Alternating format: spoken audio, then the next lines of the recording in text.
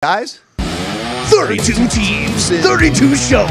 It's bad. We don't know how many shows. It might be 32 shows now, though. It might be now. Back on track, we started up with the Buccaneers. Yeah, because it kind of does the whole, we took a little bit of a break there where Kelley went on vacation and I went to the lab, and here we go. All right, so last year, the Bucs, I don't have to tell you, they were good. 13-4, first in the NFC South, but they did lose to the Rams in the divisional round. That was a close game, 30-27. If we take a look, Todd Bowles has now been promoted to head coach from defensive coordinator. Byron Leftwich stays as offensive coordinator. They're going to have to do a kind of a co-defensive coordinator thing going on there. Casey Rogers and Larry Foote are both going to have roles within the defense. So it's kind of one of those co-defensive coordinator type deals, but I'm sure Todd Bowles is still going to have a lot of say in what goes on the defensive side there. Now, if we look at what this team brought in, fairly interesting. Julio Jones, the most recent signing for them. So Julio Jones in camp. And guess what, Kelley? I heard the reports today. Best shape of his life. Looks like the old Julio. You'd never even know he was 33. Whatever. It's like it's that time of year. What's funny is I thought you were going to say another Buccaneers wide receiver because that's what I read today. Was that Russell Gage was the most impressive wide receiver out on the field today at camp? Because of course he is. Russell Gage over from the Falcons, who, by the way, we will talk about a little bit later in the show. They bring in Shaq Mason at guard via trade. Akeem Hicks is in on that defensive line. They bring in safety Keanu Neal, safety Logan Ryan as well. They bring in tight end Kyle Rudolph. Now, that is a trade-off for a lot of people that are out of town there. Jason Pierre-Paul and Ndamukong Suh. Ali Marpet retired, as did Rob Gronkowski. So you lost a really good offensive guard. You lost a really good touchdown maker and tight end Rob Gronkowski. Alex Kappa is out. He's one of your starting right guards. Ronald Jones is gone. Now, that running back backfield for this team, it was kind of all over the place. Ronald Jones not being there, I don't think is that big of a deal, but he is out of town. O.J. Howard never really lived up to the hype. Yeah. He is out of town. Kevin Minter, linebacker there, is gone. And then, unfortunately, and this isn't from a free agent perspective or a retirement perspective, but Ryan Jensen looks like he's going to be lost for at least a significant amount of time, if not for the whole season. Injured his knee just last week. And so what you're looking at, Kelley, is an offensive line that is going to have to be retooled a little bit for this team. So that's something that we'll keep an eye on. On the draft, they didn't have a first-round pick. So Logan Hall, a defensive end, with their second-round pick. They took an offensive tackle with the second-round pick, so they do have someone they can come in with this offensive line situation. They have now it is a rookie, but they do have a rookie that drafted in the second round. Took a running back in the third round, Rashad White. Tight end, Cade Otton in the fourth round. They took a punter in the fourth round as well. And it was not the punt god. Not the punt god. They took a punter in the fourth round. And they took a corner in Zion McCollum in the fifth round.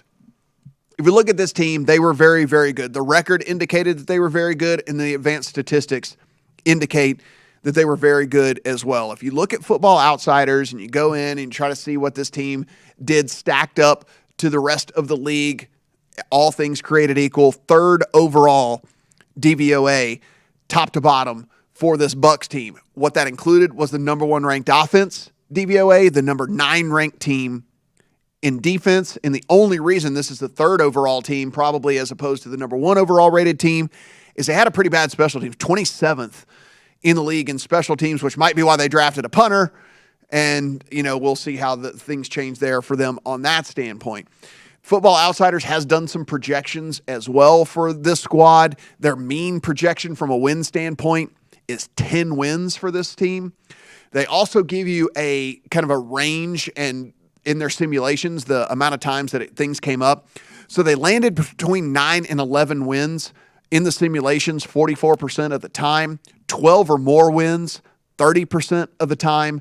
They made the playoffs 68.2% of the time in the simulations, and they actually made the Super Bowl 14.9% of the time in the simulations as well. So again, all things indicate here, and we'll go over the unit rankings here from Pro Football Focus, what Warren Sharp thinks about them from Sharp Football as well. But all things indicate here that this team is going to be good yet again with Tom Brady coming back to make one last run at everything, despite the fact that they did lose a lot of big-name players. They did get some guys back in there to fill some holes.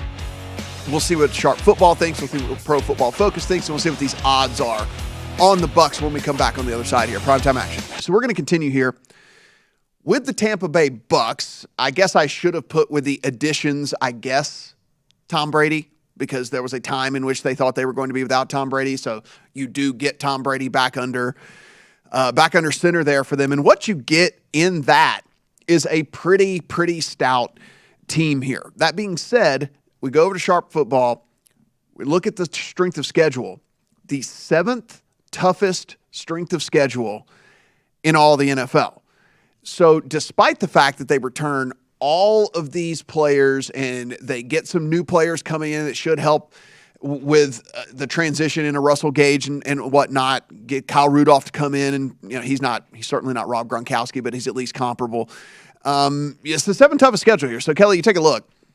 It starts off here very interesting for this team because I think we're going to find out a lot about this Bucs squad in the first 4 weeks of the season, where they go on the road to the Cowboys, on the road to the Saints, and then a Packers-Chiefs in the 1, 2, 3, 4, because 2 road games to start and then 2 playoff teams, and I say playoff in area, they are lined to be playoff teams. Right. Like they are the odds right. Yes, the odds are right now that they are lined to be playoff teams in the Packers and Chiefs. And so are you, as a Bucs, let's say you're a Bucs backer, or say that you are the Bucs themselves, are you okay coming out 2-2 from that stretch right there? Do you think you need to be better?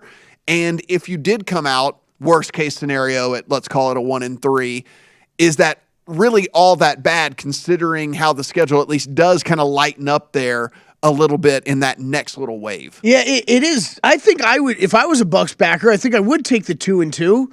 I think that's a tricky first 4 games because we just talked about, I just talked about me putting a bet in on some dude named Jalen Tolbert to win Rookie of the Year for the Cowboys because they got no wide receivers out there, right?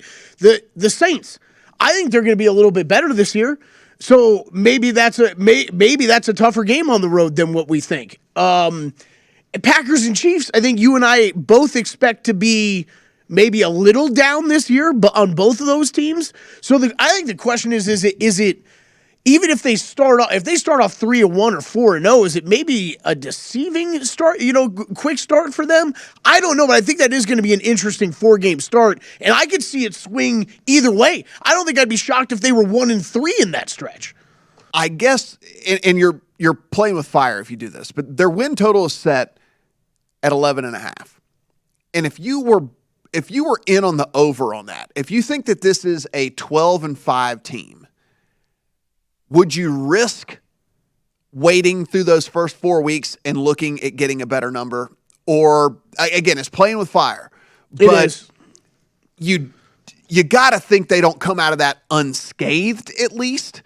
And I do think that there's at least a decent chance that it's like a 2-2. And if that's the case, then you're going to get a more favorable number. But you are risking that this Bucs team is just world beaters. So they go in and not only are they 4-0, but they're 4-0 like by beating all these teams down hard, And I got to tell you, Matt, I don't know how you feel about it. I have a feeling you're probably not as high on this as I am. But the Julio Jones signing is pretty significant to me because I think that, we keep waiting for the day for this to happen, but it's the Bucs are going to decline whenever Tom Brady declines, right? So every weapon that he can get in there helps.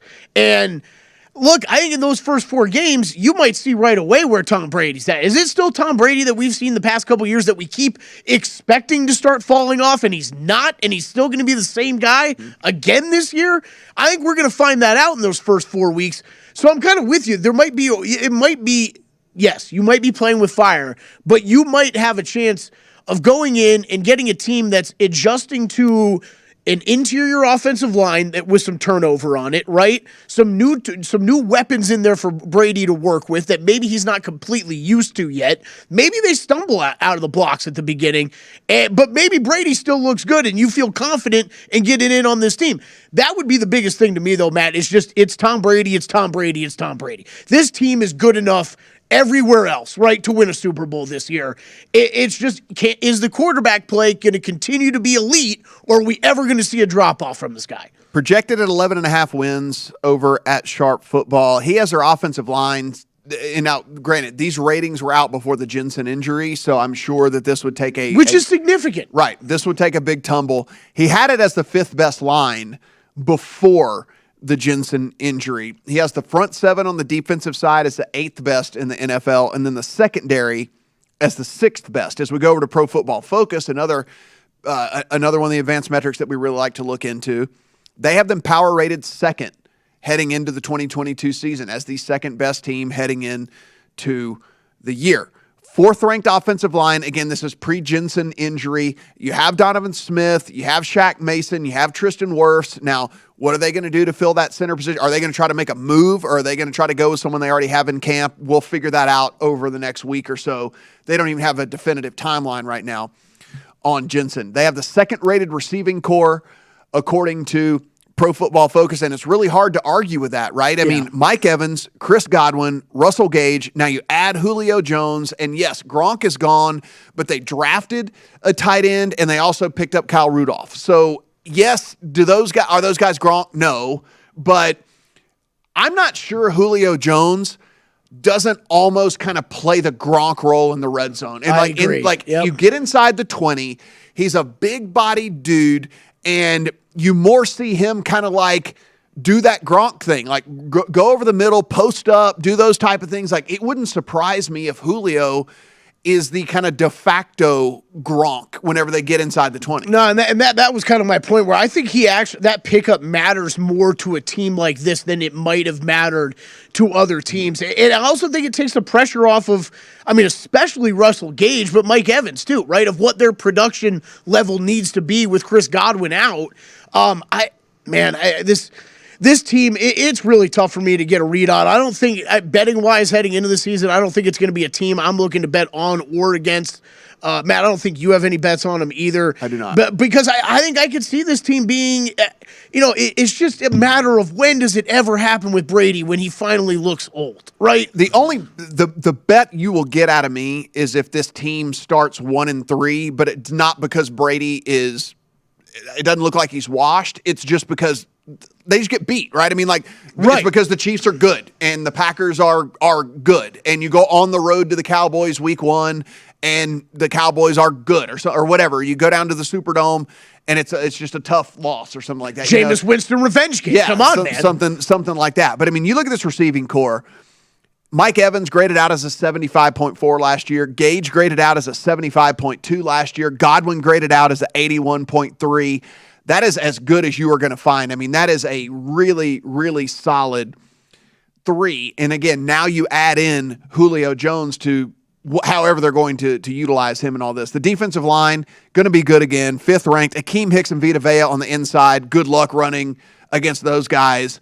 Vita Vea is actually the top 10 interior defensive lineman as far as pressure rate since 2018 in the NFL. You add Shaq Barrett, one of the better edge defenders in the entire game, most quarterback pressures in the NFL since 2019. So I mean, look, this is a really, really good defensive line that's going to be backed up by a really good secondary. The 2nd best secondary in the NFL, according to Pro Football Focus, as we head into the 2022 season, mainly because you've got a bunch of young, good talent here. They're still young. There's no chance, I don't think, of them falling off of a cliff. Carlton Davis, Jamel Dean, Sean Murphy-Bunting, Antoine Winfield, Mike Edwards. These are all dudes that I don't think we're really necessarily worried about them hitting that fall off a cliff stage of your career. Winfield graded out as the 2nd best safety in all of football last year. Davis and Dean, both inside the top 20 at the cornerback position. So you've got a really, really solid secondary to go along with a really, really good defensive line as well. Kelley, this team's going to be good. I just can't put any preseason bets in. Like I said, if you're going to get anything from me, it's going to be an in-season. It's going to be an in-season because they stumbled not because of the quarterback position, but just because they got beat. They played some good teams at the beginning of the year. Yeah, I hear you. It's a team I'm not really touched. I think Leonard Fournette receiving yardage over might be something I might be interested in. We saw them work him into the receiving game big time last year. Would expect that to continue. Visit VSiN.com to get current odds. Listen for free, find showtimes, and download VSiN sports betting podcasts.